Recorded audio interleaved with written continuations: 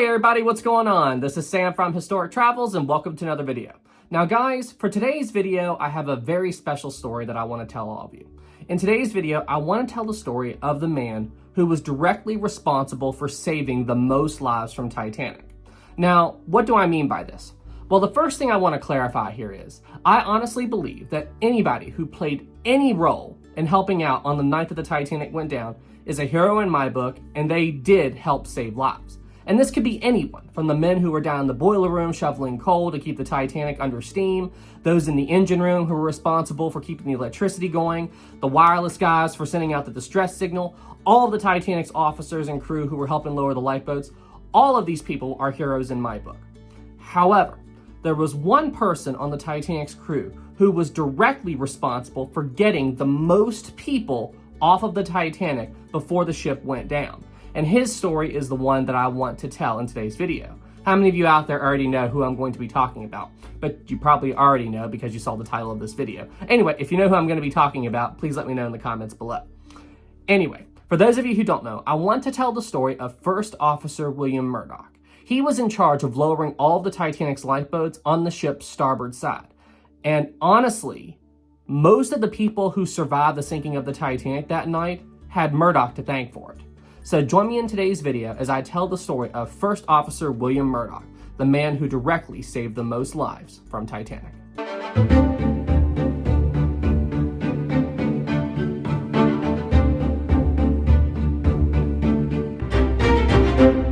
William Murdoch was born on February 28, 1873, and even from a young age, Murdoch was fascinated by both ships and the sea. And honestly, this isn't that surprising, since Murdoch's father, grandfather, and great-grandfather had all been captains of various vessels throughout history.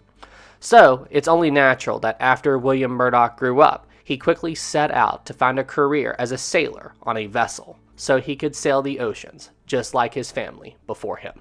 Now, before William Murdoch would eventually be employed by the White Star Line, he was an officer with the Royal Naval Reserves, and he did that for quite a while. Now, in the year 1900, he was officially employed by the White Star Line, and due to his amazing performance, he quickly progressed through the ranks. And where William Murdoch was with the White Star Line for a pretty good while, you know, he was with the company from 1900 to 1912 when he would eventually be on board the Titanic. But you see, since he was with the company for such a long time, he served on a really large number of White Star Line vessels. I was able to find a list of a good number of the ships he served on. In 1901, he served on a ship called the SS Runic. Then, in 1903, he served on a ship known as the SS Arabic. Now, in 1904, he served on a ship called the RMS Celtic. And for you White Star Line fans out there, you would know that the Celtic is one of the famous ships that was part of a fleet of ships known as the Big Four. So, yes, William Murdoch served on a Big Four ship. And actually, he had more to do with the Big Four than you might think, but more on that in a second. Now, after he served on the Celtic, in 1904, he also served on the Germanic. Now, in 1905, he transferred to the Oceanic. Then in 1906, he served on another Big Four ship, the Cedric. Isn't that just so cool? It's so cool that he had something to do with those ships. And then, in 1907, he served on the Adriatic. So, you see, the Big Four, there were 4 of those ships in total, as the name implies. The Baltic, the Adriatic, the Celtic, and the Cedric. And throughout William Murdoch's career, he served on 3 out of the 4 Big Four ships. Isn't that cool? I just thought that was so cool that he had something to do with such a famous fleet of ships. Now, after he served on the Adriatic in 1907, he then got transferred to the brand new RMS Olympic, the pride of the White Star Line. He joined this ship in 1911, and he would serve on the Olympic until he was eventually transferred to the RMS Titanic in the year 1912. Now, when William Murdoch was serving on board the RMS Olympic, he was serving on board this ship as the Olympic's first officer. And it should also be mentioned that Murdoch was serving with quite a few people on board the Olympic that he would later serve with on board the Titanic. This includes Captain Smith and Chief Officer Henry Wilde. And all 3 of these men would have the exact same ranks on Titanic that they have on board the Olympic. Now, it should also be mentioned that Murdoch was still on board the Olympic on September 20th, 1911. And for you White Star Line historians out there, you'll know what I'm about to talk about. You see, on September 20th, 1911, this is when the collision between the RMS Olympic and the HMS Hawke occurred. And based on where Murdoch was currently stationed on board the Olympic at the time, his testimony was very valuable into the later inquiry into the incident. You see, at the time of the collision, Murdoch was stationed somewhere on the Olympic's stern, and he said during the inquiry he didn't see the incident happen, but he arrived on scene shortly after because the Hawke happened to slam into the Olympic's hull very close to the Olympic stern section. So his testimony was very valuable in determining the details of the incident between the Olympic and the Hawke. Now, as a result of the Olympic-Hawke collision, the damage to the Olympic was so extreme that the ship had to return to her home shipyard of Harland & Wolff in Belfast in order to undergo extensive repairs. While the Olympic was in Belfast getting repaired, her sister ship, the RMS Titanic, was in her final stages of construction. The ship was in her fitting out process. Do you see this photo currently on screen? Do you see that very incomplete ship at the front of the photo, and then do you see the complete ship in the background? Well, that ship at the front of the photo, that's Titanic. It's so crazy to see that ship in her final stages of construction and so incomplete. And the complete ship in the background, well, that's the Olympic.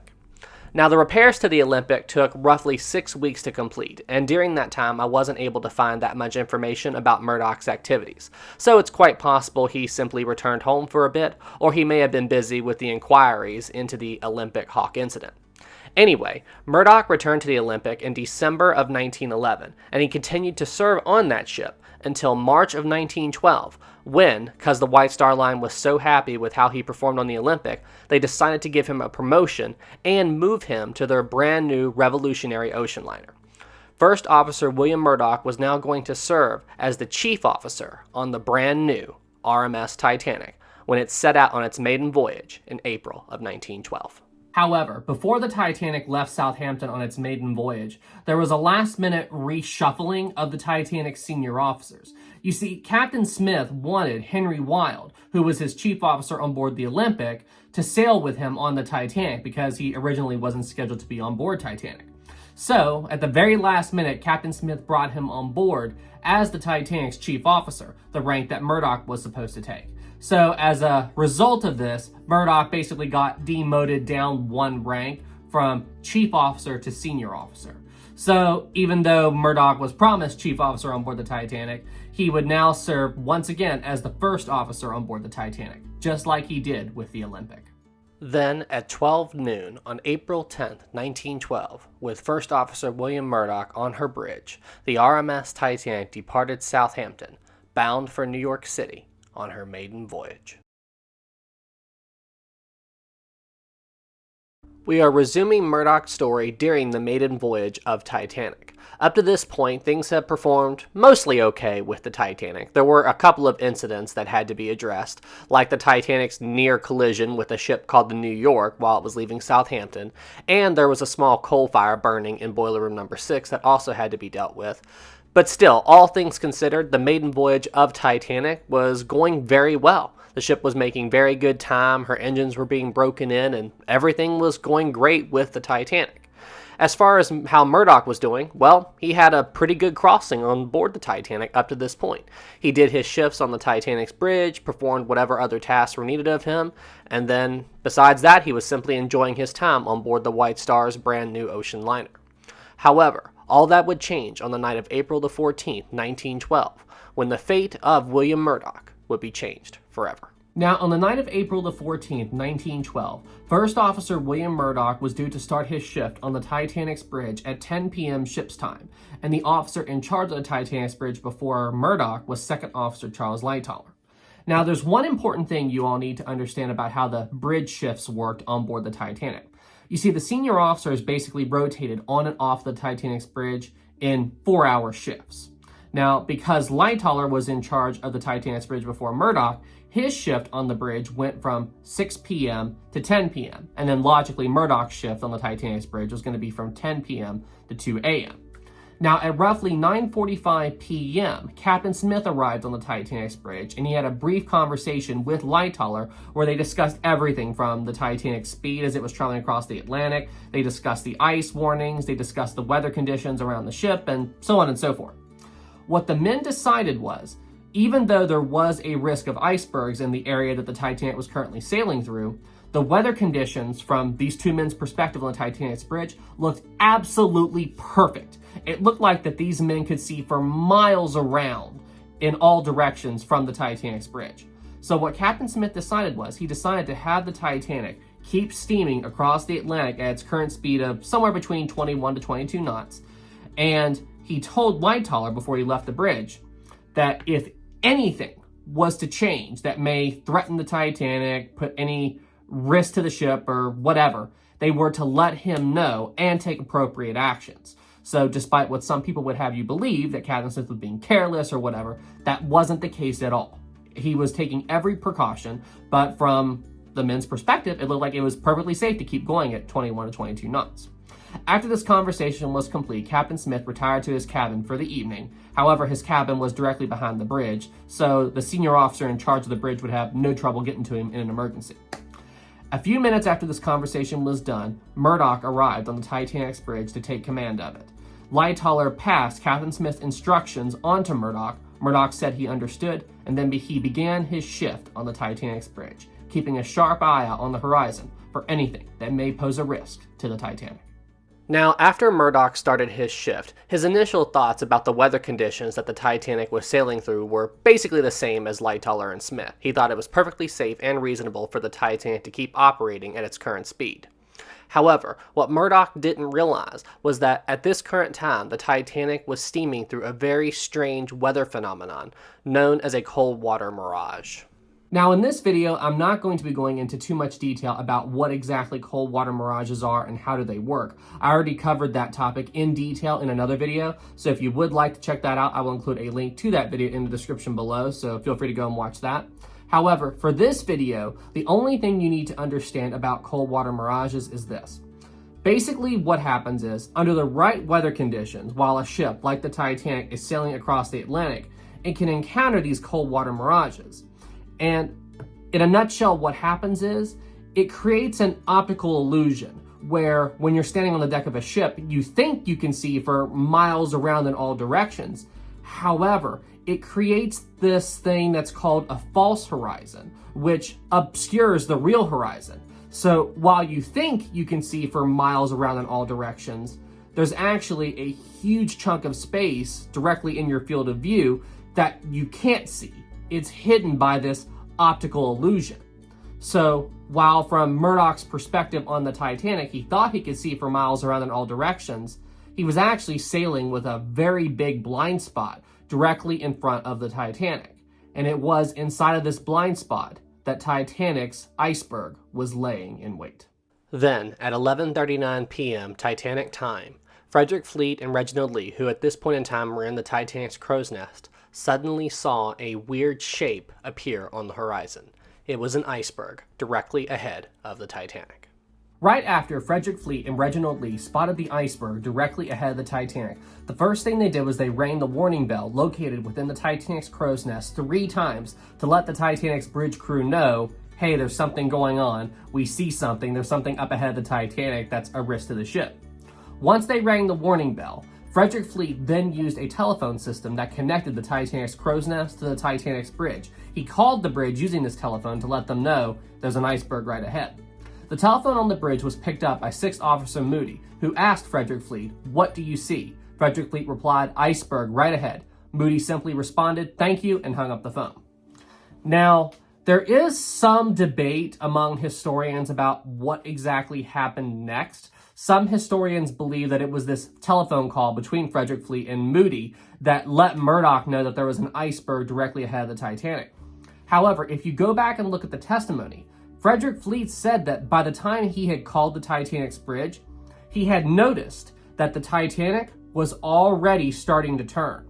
So what I think happened was, I think that as soon as Frederick Fleet and Reginald Lee rang the warning bell from the Titanic's crow's nest, I think First Officer William Murdoch could already see the iceberg from where he was standing at the time on the Titanic's starboard side bridge wing. That's where he was when the iceberg was spotted. I think he simply looked off from the bridge wing, looked up ahead of the Titanic, and saw the iceberg right at the time or maybe right after the warning bell rang. This would explain to me why the Titanic was already starting to turn by the time Frederick Fleet had called the Titanic's bridge and spoke to Moody. Now, as soon as William Murdoch became aware of the iceberg directly ahead of the Titanic, he gave 2 orders to all the Titanic's crew currently on the ship's bridge. The first thing he did was he ordered the Titanic's helmsman, Quartermaster Hitchens, to turn the Titanic hard to starboard, which, due to tiller commands, means to turn the Titanic to port. The next thing he did was he ordered the Titanic's engines to be stopped. Once this was done, there was nothing else Murdoch could do but simply stand on the Titanic's starboard side bridge wing and watch the approaching iceberg to see if the Titanic could turn quick enough to dodge the iceberg in time. However, despite the quick actions of William Murdoch, there simply wasn't enough time to turn the Titanic enough to where the vessel would miss the iceberg. At 11:40 p.m. on April 14, 1912, RMS Titanic struck the iceberg along the starboard side below the waterline. The resulting impact opened up 6 of the Titanic's 16 watertight compartments to the sea. And from this point on, the fate of Titanic has already been sealed. No matter what anybody does on board the ship, the Titanic will sink. Now, immediately following the collision between the Titanic and the iceberg, Murdoch gave another quick command to the Titanic's helmsman, Quartermaster Hitchens. He ordered Hitchens to turn the Titanic hard to port, which, due to tiller commands, means to turn the ship to starboard. Why would he do this? Because don't forget, the iceberg is located on the Titanic's starboard side, and with the iceberg right there beside the ship, wouldn't it be dangerous to turn the Titanic towards the iceberg you were just trying to turn the other way to avoid? Well, here's the thing. You see, even though the Titanic was turning to port to dodge the iceberg, after the initial collision between the Titanic and the berg, the Titanic's bow was now pulling away clear of the berg. Just pretend my fist is the iceberg. However, the Titanic was so large that even though the Titanic's bow was pulling away from the berg, the Titanic's stern was still heading towards a direct impact. So this could open up even more watertight compartments to the sea along the Titanic's stern. It could damage the Titanic's propellers, and there's just 1,000 things that could happen if the Titanic's stern hit the iceberg. So, by Murdoch ordering Quartermaster Hitchens to turn the Titanic hard to port, aka starboard, this would, as a result, move the Titanic's stern away from the iceberg, so the Titanic could successfully dodge the berg and sail around the iceberg without any risk of further damage to the Titanic.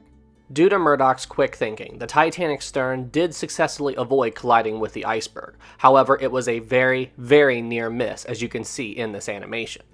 Immediately following the initial collision between the Titanic and the iceberg, Murdoch then went and threw a bunch of electrical switches located on the Titanic's bridge that automatically shut the Titanic's watertight doors. These massive steel doors then began to slowly slide into place, thus sealing off all of the Titanic's watertight compartments from each other. So, by doing this, Murdoch hoped that this would be enough to successfully contain the water now entering the Titanic, and thus prevent the Titanic from sinking. However, even with the Titanic's watertight doors now shut, the thing about the Titanic's watertight compartments is, you see, the watertight bulkheads on the Titanic didn't go all the way up to the boat deck. They only stretched up to around E deck, which was somewhere around 10 to 11 feet above the waterline. Now, under normal circumstances, this is okay. Like, water inside of a ship will not go higher than what the waterline is on the outside.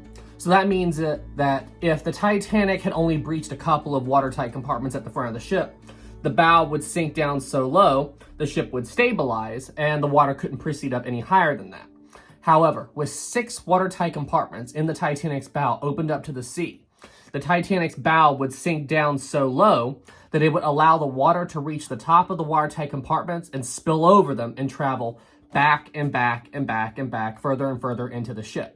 So it was a mathematical certainty that with this kind of damage, even with the watertight doors shut, nothing could be done to save the Titanic. The best case scenario that everybody on board the ship could hope for is that the watertight doors would simply slow down the water a bit. But, as I said, no matter what they did at this point, the Titanic was going to sink. Now, around 1 minute after the Titanic collided with the iceberg, Titanic's captain, Captain Smith, arrived on the Titanic's bridge. He asked William Murdoch what had just happened because he easily felt the collision from his cabin. William Murdoch told the captain that the Titanic had collided with an iceberg. He also told Captain Smith that he tried to get around the berg, however, was too close. Upon hearing this, Captain Smith ordered William Murdoch to close the watertight doors. William Murdoch then replied, "The doors are closed, sir." Now, over the course of the next 20 to 30 minutes, Captain Smith would perform several inspections of the RMS Titanic. Now, it isn't exactly clear on where Murdoch was during these initial inspections of the ship.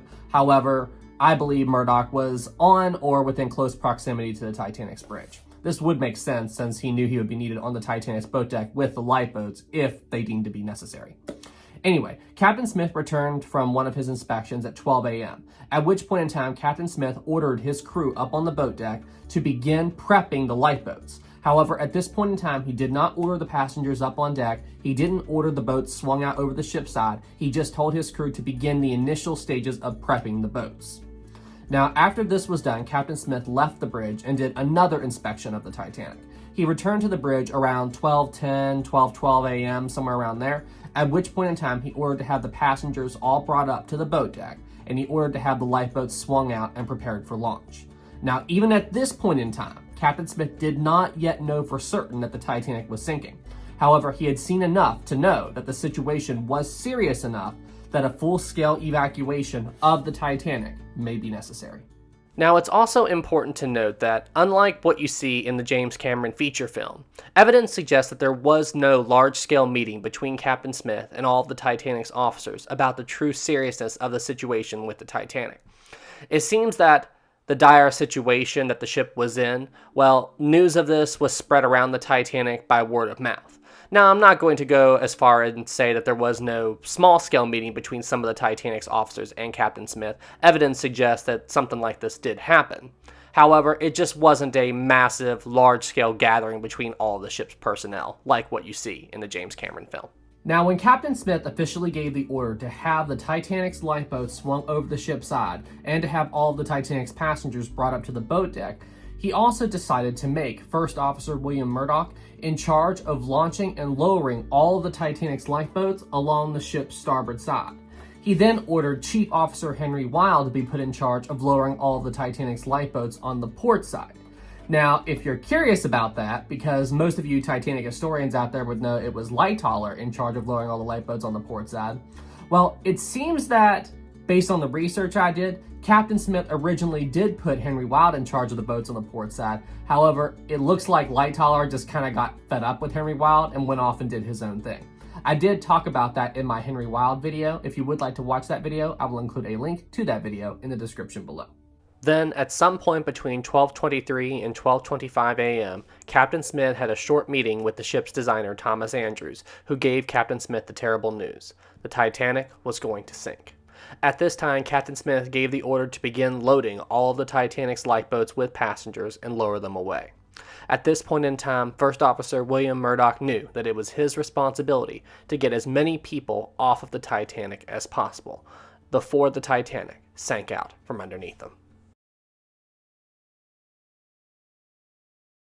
We are going to resume Murdoch's story at 12:30 a.m. on board the RMS Titanic.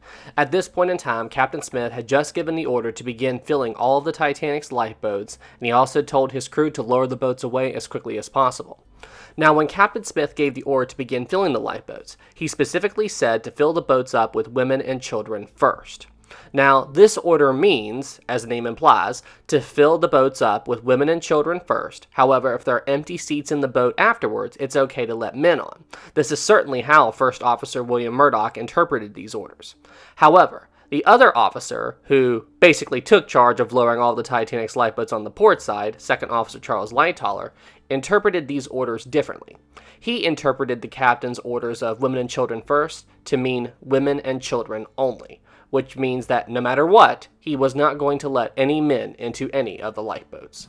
Now, I'm not going to be going into any detail in this video as to why Second Officer Charles Lightoller misinterpreted Captain Smith's orders of women and children first as women and children only.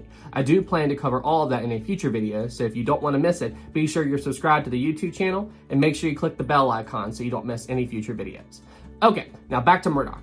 Now, because the prepping of the Titanic's lifeboats had been going on for quite some time leading up to the point where Captain Smith finally gave the all clear to begin filling the boats and lowering them away, once Murdoch received that order from the captain, it really didn't take him very long to begin filling and lowering away the boats. In fact, the first lifeboat to be launched from Titanic would be launched by Murdoch, and this would happen roughly 15 minutes or so after Captain Smith gave the order to begin filling the boats and lowering away. So as you can see, Murdoch really wasn't messing around. and he was really going to do everything he could to get as many people off of the doomed liner as possible before the ship sank. Now, the first lifeboat that Murdoch attempted to lower away from the Titanic was lifeboat number 7. This lifeboat was located on the Titanic's starboard side, just forward of the second funnel. Assisting Murdoch with this lifeboat was Third Officer Pittman. He, along with Murdoch, were doing everything they could to convince as many of the Titanic's passengers as possible to get into this boat before the ship went down. You see, there's a very curious thing that a lot of the passengers who would leave the Titanic in this boat said about how Murdoch was handling the loading of this boat. Murdoch gave no mention of the captain's orders of women and children first. He was simply trying to put as many people as possible into this boat before he lowered it over the ship's side. So that means that Murdoch didn't care who you were, men, women, children, whatever. If you were a passenger on the Titanic and you wanted to escape the ship in this boat, he let you go. However, despite all this, there weren't that many people who wanted to leave the Titanic in this boat. What you have to remember is, this is very early into the disaster, so not that many of the Titanic's passengers, if any at all, knew that the Titanic was sinking. And the Titanic's crew, including Murdoch, weren't really telling passengers that the ship was going down because they were trying to avoid a panic. So because of this, there weren't that many takers to get into lifeboat number 7. As this lifeboat lowered away from the Titanic, there were around 25 to 30 people in this boat. One of the passengers in this boat was passenger Margaret Hayes. She, along with her small Pomeranian dog, escaped the Titanic in this lifeboat. This lifeboat officially left the Titanic at 12:40 a.m. Now, with the exception of the whole trying to get people to board lifeboat number 7, the lowering away and launching of lifeboat number 7 went without any type of major incident. Now, as soon as lifeboat number 7 cleared the Titanic, Murdoch then headed out to begin working on the next lifeboat that he was going to lower away from the Titanic, lifeboat number 5, which was stored on the boat deck directly beside where lifeboat number 7 was stored. Now, during the initial stages of prepping this boat, everything went without incident. However, what Murdoch would soon come to realize is that this is the first boat that he dealt with on this evening that had a pretty major incident happen with this boat. It was by no means the worst situation that he would encounter with the Titanic's lifeboats on this evening. However, I would consider it a bad omen of things to come. During the initial loading of lifeboat number 5, the boat was being worked on by obviously First Officer William Murdoch, Third Officer Pittman, and it seems like Fifth Officer Lowe was also around with the prepping of this lifeboat. And another person who all of you may know who was hanging around this boat was also the head of the White Star Line, J. Bruce Ismay. Now, as I previously stated, the initial prepping of this boat went without incident. Passengers boarded this boat, and yeah, everything was fine. However, there was one small incident with Ismay while this lifeboat was being prepped. It seems like that Ismay had a small little panic attack while they were loading up this boat, and he started screaming, lower away, hurry up, get this boat over the side. And then Fifth Officer Lowe actually got really fed up with Ismay and his behavior, and he basically yelled at him to back up and get away and everything. And Ismay turned to Lowe and said, hey, do you know who I am? And at this point, Lowe lost his patience with Ismay, and he yelled at him, you're a passenger, and I'm a ship's bloody officer. Now do as you're told. At this point, Ismay kind of woke up a little bit and he realized his mistake, so he apologized to Lowe, and then Ismay went off and did his own thing, while Lowe continued to assist with the prepping of lifeboat number 5. Now, there are those people out there that like to look at this incident between Ismay and Lowe as further evidence that Ismay was just this terrible person, and, he was pure evil, and he would abandon the ship and leave women and children on board and all this other stuff. But honestly, I don't really see it that way. You see, while I do acknowledge the fact that Ismay really didn't make himself look good, especially in the aftermath of the sinking, during the sinking, he stayed on board the Titanic until very close to the end. And that's not the behavior of somebody who would just abandon women and children, and try to save his own neck and everything. I mean, Ismay did try to encourage people to escape the ship and everything, and he did everything he could, considering that he was just a passenger on board the Titanic. You gotta remember that. But anyway, I like to look at this encounter between Ismay and Lowe like this. You see, Ismay had a small little mental breakdown, which is understandable given how major of a situation all of them were in. And then after Lowe snapped at him, and remember, Lowe was a fifth officer, and between Lowe's position with the company and Ismay's position with the company, Ismay was way up higher in the company than Lowe. And even with this, Ismay took that verbal beating from Lowe. You know, it's just when Lowe yelled at him and he said that you're a passenger and I'm a ship's bloody officer, now do as you're told. Ismay, instead of snapping at him, went, oh, yeah, quite right. I'm sorry. Yep, you're right. Okay. And then he moved on. That to me signifies that Ismay was aware of what he was doing. He's like, yeah, I messed up. He's right. I was wrong. And Ismay simply walked away and let Lowe continue to do what he was doing. So to me, that shows that Ismay really isn't as bad of a guy as a lot of people would like to claim. You know, he just got overwhelmed in that situation. And throughout the whole sinking, he tried to help as many people as he could escape the ship before he left the ship much later in the disaster. Now, this little incident between Ismay and Lowe wasn't the big issue that happened with Lifeboat number 5 that I was hinting at earlier. You see, the issue with Lifeboat number 5 happened as this boat was being lowered over the Titanic side. Right before this boat began its process of being lowered away, First Officer William Murdoch put Third Officer Pittman in charge of the boat. Then, as the boat was slowly but surely making its way down to the water, Murdoch and his team had great difficulty in evenly lowering this boat down to the waterline. This was because the davits that Lifeboat number 5 was connected to had recently been painted, and this was causing the ropes on these davits to get stuck. So because of this, the boat was basically jittering all the way down to the waterline. Now, the big issue with this happened as the boat was making its way down to the water. One of the davits, well, the rope got stuck in one end, but not the other. So as a result of this, this caused one side of the boat to keep getting lowered down, while the other side was basically stuck. And this caused a lot of the passengers in this boat to understandably get alarmed because it looked like that they were about to tip the boat over so far that it was going to spill all of its occupants into the sea.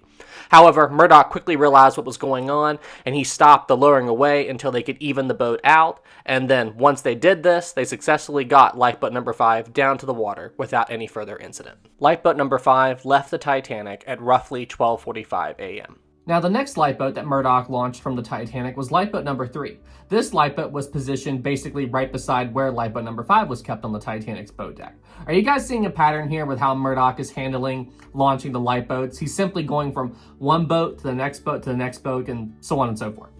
Now, once Murdoch got all the passengers that were standing around this lifeboat into the boat, something curious happened. There was a large number of firemen that were standing up on the Titanic's boat deck that had abandoned the lower decks of the Titanic because their area of the ship had already been flooded, so they had nothing to do except come up on the boat deck and see what's going on. These firemen approached Murdoch and asked him if it would be okay if they got into this boat and left the Titanic. Murdoch saw them, saw there were plenty of empty seats still in this boat. He said, yes, by all means, get into the boat. So these firemen got into the lifeboat and were successfully evacuated from the Titanic. Do you see how Murdoch is handling the evacuation? I mean, this is what you need to do. Do the women and children first thing, but then if there are empty seats left over and there's no one else around, let some men in. Let as many people as possible escape the Titanic. I mean, honestly, Murdoch has nothing but high praise from me with how he's handling the evacuation. Hey, Light Taller, you could learn a thing or two from Murdoch. Lifeboat number 3 was launched from the Titanic at 12:55 a.m., and there were roughly 40 people on board this lifeboat. After Lifeboat number 3 had successfully cleared the ship, Murdoch then continued to head forward to begin working on the next lifeboat that he was going to launch from the ship, Lifeboat number 1. Lifeboat number 1 was located at the very front of the Titanic's boat deck on the starboard side. However, the launching of this lifeboat would prove to be a little bit of a different type of challenge for Murdoch. Now, it's not a difficult challenge or anything, it's just different than all the other boats that he would have to deal with on board the Titanic on this particular evening. You see, Lifeboat number 1, the way it was stored on the Titanic, well, it actually shared the same lifeboat davits as another lifeboat, Collapsible Lifeboat C. So basically there were two lifeboats stored directly beside each other on the boat deck, but not in the same way that the other boats are stored. This will all make sense when I show you this image. You see, this is a picture of Lifeboat number 1. It's the lifeboat that you see hanging over the Titanic's starboard side. And then, as you can see, there's another boat located on the spot where this boat should be on the Titanic's boat deck, and that is Collapsible Lifeboat C. So basically, Lifeboat number 1 is hanging over the Titanic's side by default. This is just how this boat was stored on the ship. So what Murdoch would have to do is, he would have to launch lifeboat number 1, but anybody who would want to get into this boat would have to deal with, climbing over collapsible lifeboat C and stuff. This boat wasn't the easiest to access. So this is what I mean when I say that Murdoch had a challenge with dealing with loading and prepping this lifeboat. Now, due to the fact that lifeboat number 1 was more difficult for Murdoch and other members of the Titanic's crew and passengers to access, I'd say that's one of the reasons, while not the only reason, that what was about to happen with lifeboat number 1 actually happened. You see, lifeboat number 1 left the Titanic at 1:05 a.m., and this lifeboat only had 12 people on board. Yes, you heard me right. One of the lifeboats that left the Titanic had only 12 people on board. Now, there were multiple reasons for this. One of the reasons is, as I stated earlier, this boat was more difficult for Murdoch and the crew and passengers to access. But I think another reason why this boat left with so few people on board was because Murdoch was simply in a hurry to get this boat away from the Titanic. And this was because, as long as boat number 1 was connected to these davits that it was tied to, then Murdoch couldn't begin prepping and working on getting collapsible lifeboat C away from the Titanic. So, honestly, what I think happened was Murdoch was just like, okay, let's just fill this boat with whoever's around. Let's get this boat lowered away. That way we can begin prepping collapsible C. Because in his mind, if they didn't get lifeboat number 1 away from the Titanic, then it's quite possible that collapsible lifeboat C could end up being dragged down with the Titanic when the ship sank. After Murdoch successfully got lifeboat number 1 clear of the Titanic, he then headed to the aft end part of the ship's starboard side boat deck to begin the loading and launching of the lifeboats stored on that part of the ship.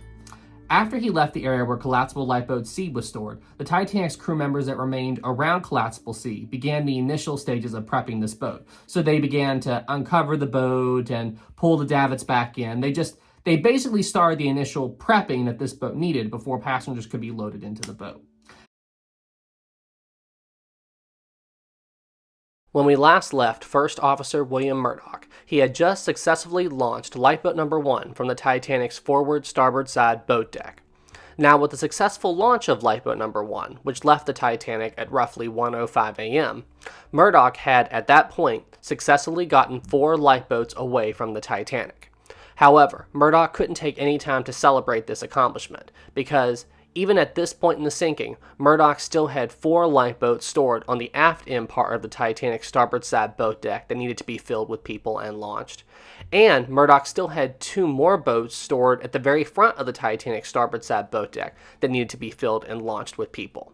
However, even though Murdoch, up to this point, had been working on the most forward part of the Titanic's starboard side boat deck, he couldn't launch those 2 boats stored at the front of the ship yet, because these boats would need additional time to be prepped before they could be filled with people and successfully launched over the ship's side. So, with nothing else that could be done to launch the boats at the front of the ship at this time, Murdoch then decided to head to the aft end part of the Titanic's starboard side boat deck to begin filling and launching all of the lifeboats stored there. Now, the next lifeboat that Murdoch would attempt to launch from the Titanic was lifeboat number 9, which was stored on the Titanic's aft starboard side boat deck just forward of the Titanic's 4th funnel. Now, by this point in the sinking, because remember, we're a little after 1:05 a.m. at this point, the Titanic's bow had sunk down so low into the water, and the listing of the ship had increased so much that many of the Titanic's passengers were starting to clue in to the true seriousness of the situation they were facing. And if the list wasn't enough to get these people's attention, by this late stage in the sinking, water was starting to flood the passengers' spaces on the ship. So areas on the Titanic that the passengers were familiar with, well, they were looking into those spaces and seeing water coming in. So yeah, many of the Titanic's passengers knew at this point that something pretty serious was going on with the ship. Now, because of this, Murdoch would soon discover that he would have nowhere near as much trouble getting passengers to board these lifeboats like he did earlier in the sinking, when the true seriousness of the situation that all the Titanic's passengers and crew were dealing with was less evident. Now, while it was a good thing that passengers were being more cooperative with Murdoch and the other members of the Titanic's crew in regards to getting into the lifeboats, it was still a bit of a double-edged sword for Murdoch, though, because even though he had passengers willing to get into the boats, he was also having a more and more difficult time with maintaining order, because small amounts of panic were beginning to break out on board the Titanic. Nothing too serious, but there were some issues here and there. There was a small incident with the loading of lifeboat number 9, where one of the passengers who got into this boat, a woman by the name of Miss Aubert, was in a very critical emotional state, and it took a lot of work to safely get her into this lifeboat. However, they were able to get her into the boat, and once Murdoch saw that there were no more women and children around lifeboat number 9, he allowed men to get into this lifeboat. Lifeboat number 9 left the Titanic at 1:30 a.m., and it had somewhere between 35 to 40 people in it. However, when lifeboat number 9 left the Titanic had less than 1 hour to live. Now, after lifeboat number 9 left the Titanic, the next lifeboat that Murdoch worked on was lifeboat number 11, which was stored, as you may have guessed, on the Titanic's aft starboard side boat deck, directly beside where lifeboat number 9 was kept on the ship. Now, one interesting thing about this lifeboat was, you see, when I was researching it, I discovered that Murdoch, when he was working on lifeboat number 11, was doing some pretty serious multitasking, because this lifeboat ended up leaving the Titanic just 5 minutes after lifeboat number 9 left the ship, which tells me that Murdoch was basically jumping back and forth with working on lifeboat number 9 and working on lifeboat number 11 at the exact same time, just trying to fill these boats with as many people as he could and get these boats lowered away as quickly as possible. So listen, kudos to Murdoch for doing this multitasking. And Murdoch really didn't waste this lifeboat either. This lifeboat was a very heavily loaded boat, which means it had a lot of people in it. When lifeboat number 11 left the Titanic, this lifeboat had 60 people in it. Yes, 60, so awesome job, Murdoch. Another fun fact about this lifeboat is this is the lifeboat that one of the Titanic's passengers, a woman by the name of Edith Rosenbaum, escaped the Titanic in with a small little toy pig that she had with her. She basically thought of this pig as her mascot, so she just kind of kept it with her when she traveled. And I'm pretty sure it was a music box as well. If I'm wrong about that, please let me know in the comments below.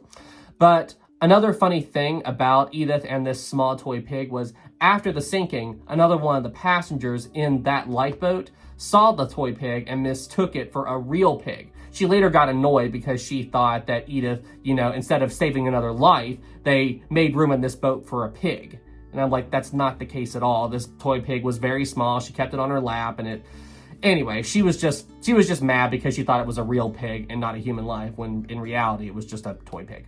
Now, lifeboat number 11 left the Titanic at 1:35 a.m., and after Murdoch saw this lifeboat begin to be lowered away over the ship's side, he then moved on to see how the prepping was going for the last 2 lifeboats to be launched from the Titanic's aft starboard side boat deck, lifeboats number 13 and 15.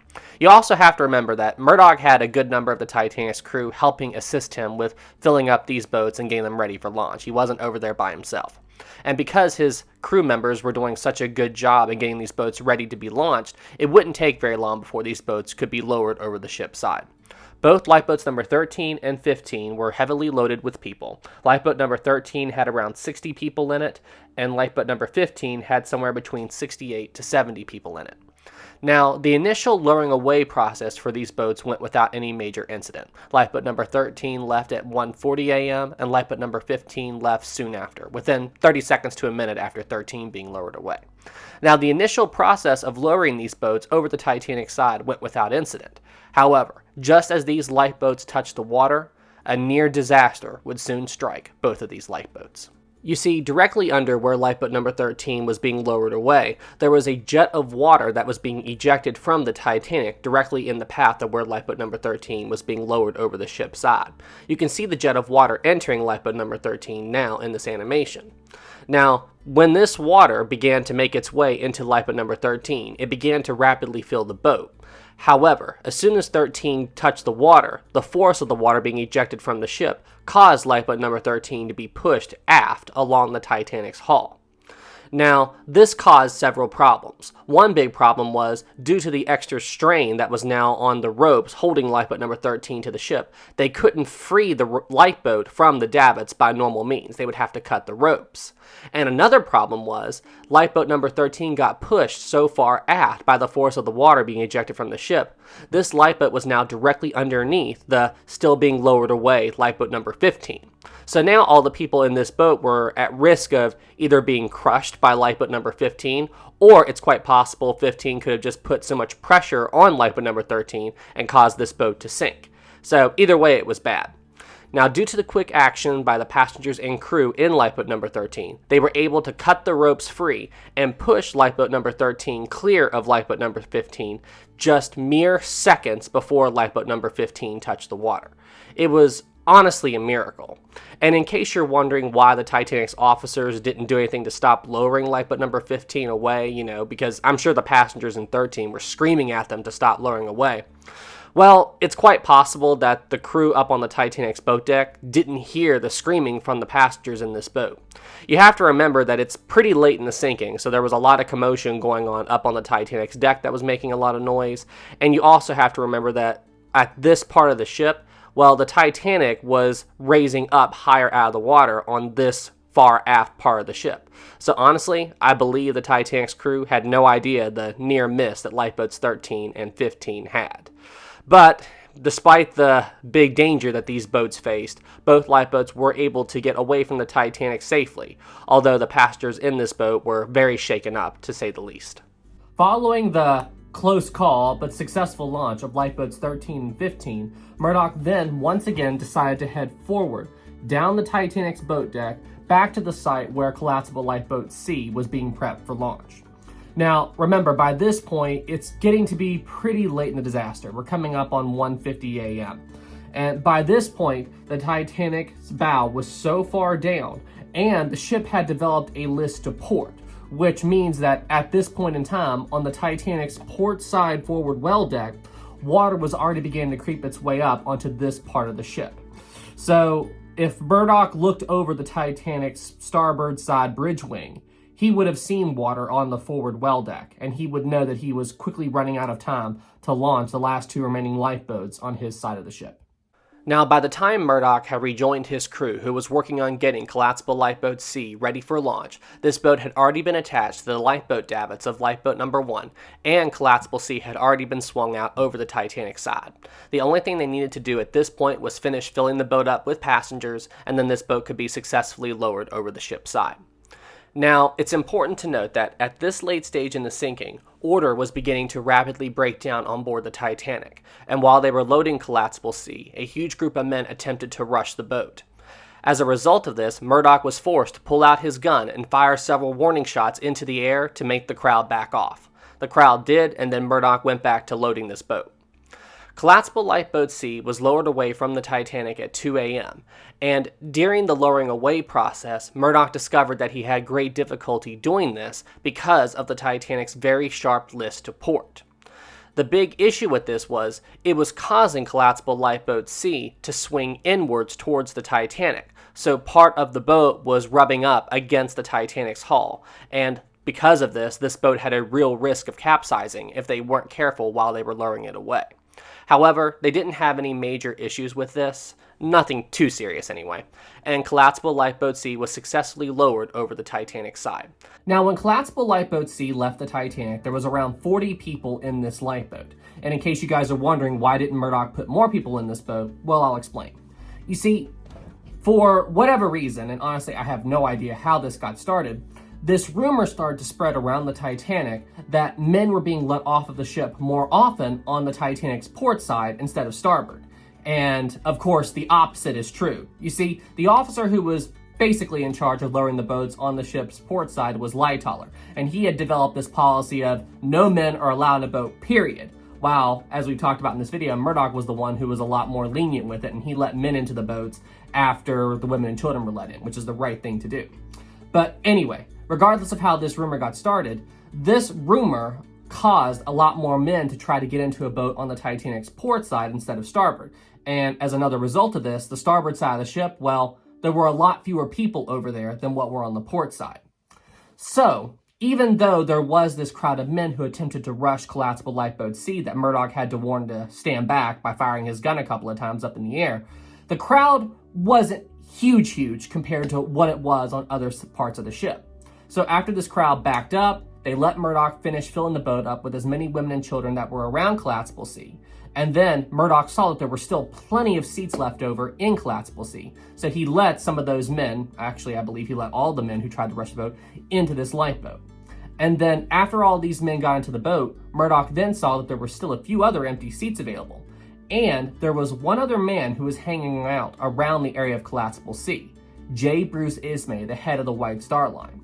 Now, there is some debate on if Ismay just jumped into this boat on his own or if Murdoch let him into the boat, but honestly, based on how Murdoch was handling everything throughout the course of the evening, I think Murdoch saw that there was an empty seat available in the boat and he ordered Ismay into the boat. That's honestly what I think happened. And then, after Murdoch saw that there were no more people around the area where Collapsible Lifeboat C was waiting to be lowered away, I think he simply ordered the boat to be lowered over the ship's side. And a big reason why he didn't go and look for more people to put into this boat is he simply did not have enough time to do this. He still had to get Collapsible Lifeboat A ready for launch, and he knew at this point that the Titanic was rapidly sinking underneath him. It is now 2:10 a.m. on board the RMS Titanic. At this point in time, the ship is beginning to drop like a rock, and the Titanic's band leader, Wallace Hartley, has just started playing the band's final piece of the evening, Near My God to Thee. Now, at the exact same time this was happening, Murdoch was standing on the ship's starboard side on the roof of the officers' quarters right beside the first funnel, trying desperately to get the last lifeboat that is on his side of the ship ready to be launched, Collapsible Lifeboat A. Now, because Collapsible Lifeboat A was stored on a very inconvenient location for Murdoch to access on the night of the sinking, this presented a very difficult challenge for Murdoch. You see, where Collapsible A was stored right here on the roof of the officers' quarters, that meant that before Murdoch could even begin to start filling this boat up with passengers and lower it over the ship's side, he would first have to get it down from the roof of the officers' quarters, down to the boat deck. Then he would have to attach this boat to the davits of lifeboat number 1, and then from there, he could lower it over the ship's side. However, his first challenge of getting the boat down from the roof of the officers' quarters down to the boat deck, well, that was a pretty difficult thing for him to do. Now, I do not know if, under normal circumstances, if they had a proper way of getting this boat down from the roof of the officers' quarters down to the boat deck. I haven't seen anything concrete on that, and if any of you know the proper way to get this boat down from there, please let me know in the comments below. I'd love to read it. However, with Murdoch knowing that time was rapidly running out for the Titanic, he basically had his crew jury-rig a solution. What he did was he took a bunch of lifeboat oars and he placed them along the roof of along the side of the officers' quarters, and basically created a little ramp that he was going to try to use to slide Collapsible A down from the roof of the officers' quarters and down to the boat deck. And then once it was there, he would then attach it to the davits of boat number 1, fill it with people, and then lower it over the ship's side. Seemed like a good plan considering how short on time they were. However, just when Murdoch began to implement his plan, what he did not yet realize was that the rate that the Titanic was sinking was about to drastically increase.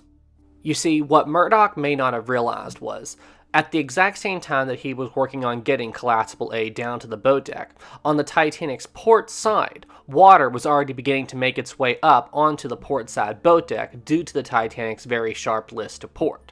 The reason that water hadn't reached the starboard side boat deck yet was because the starboard side of the ship was up higher out of the water than the port side. Now, this could have created an illusion for Murdoch, which made him falsely believe that he had more time to successfully prep and launch Collapsible A than what he really did. Although it wouldn't take long for Murdoch to realize that he had just made a horrible mistake. Murdoch and his team were successful in getting Collapsible A down to the boat deck at roughly 2:14 a.m. However, what Murdoch may not have realized at the time was, as soon as Boat A reached the boat deck, on the opposite side of the ship, the Titanic's port side boat deck and most of the Titanic's bridge were already underwater. However, despite this, Murdoch still took efforts to go ahead and attach Collapsible A to the lifeboat davits of lifeboat number 1 in hopes of filling it up with passengers right there on the side of the ship and then lowering it away over the ship's side, just like he did all the other lifeboats. Now, while Murdoch and his team were trying to attach Collapsible A to the davits of lifeboat number 1, many of the Titanic's passengers who were standing around the area where Collapsible A fell down onto the boat deck were already scrambling and climbing into this boat. Now, this created problems for Murdoch and his team because the additional weight of all these people would make it more difficult for them to pull the boat up and over the ship's side, and they would also have trouble doing this due to the Titanic's very sharp list to port. However, what Murdoch and his team did not yet realize was that while they were scrambling to try to get Collapsible A up and over the side of the ship, the sinking of the Titanic was about to take a sudden and drastic change. At 2:15 a.m., the Titanic's very sharp list to port evened out, and as a result of this sent a massive tidal wave over the Titanic's starboard side boat deck.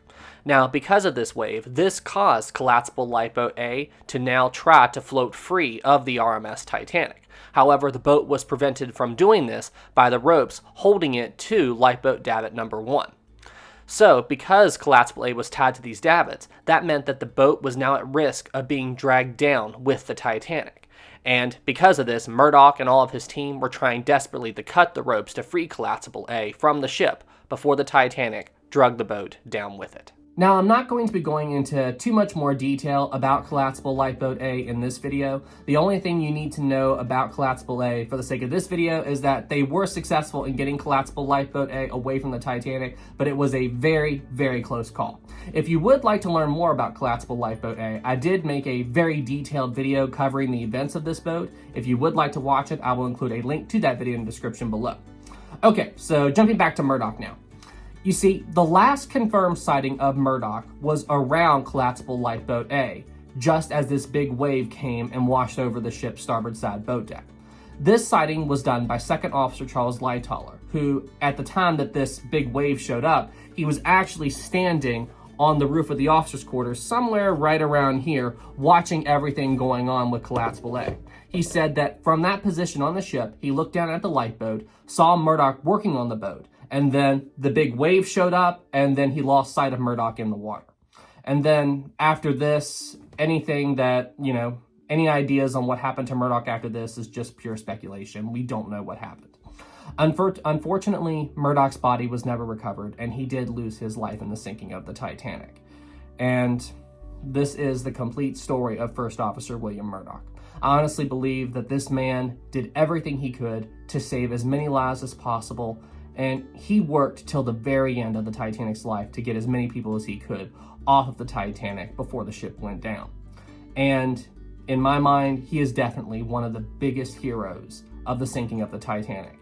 And if you go back and check how many people escaped the Titanic on the starboard side and the port side, well, Murdoch got a lot more people off of the Titanic on the ship's starboard side than Lightoller did on the port. So Murdoch definitely did the right thing that evening. He was very efficient with getting as many people into the boats as possible, and he honestly did the best job he could, and that's why I would consider him one of the greatest heroes of the entire Titanic story. Now, before we wrap up the video, there's one more thing I need to address.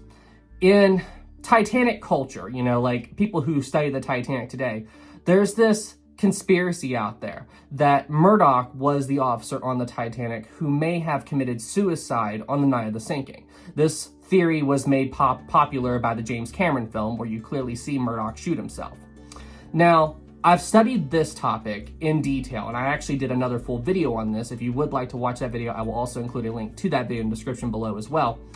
And I went back and I looked at the testimony of everybody who said that they saw an officer commit suicide. And from what I saw on that, it seems like that all the reports of this supposed suicide happened on the Titanic's port side, not starboard. So if an officer committed suicide on the ship, which is a topic that is heavily debated, by the accounts that say that this happened on the port side, that immediately eliminates Murdoch as a suspect. And honestly, just based on Murdoch's behavior and everything he did on the Titanic that night, I don't see him committing suicide. I see a man who did everything he could to save as many lives as possible, all the way to the end. All right, everybody, well, hey, thank you guys so much for watching this video. If you enjoyed the story on Murdoch, be sure you leave this video a like. If you're new to the channel, please subscribe. And guys, do not worry. In the next week or two, I am going to combine all the Murdoch videos together into one complete Murdoch documentary. If you would like to watch the other parts, I will include links to all those videos in the description below as well. And thank you all so much for watching. You all are awesome, and I will see you all in the next one. Have a great day, everybody. Special thanks to our Captain Level Patreon supporter, Tammy Lee. Thank you so much for all the support.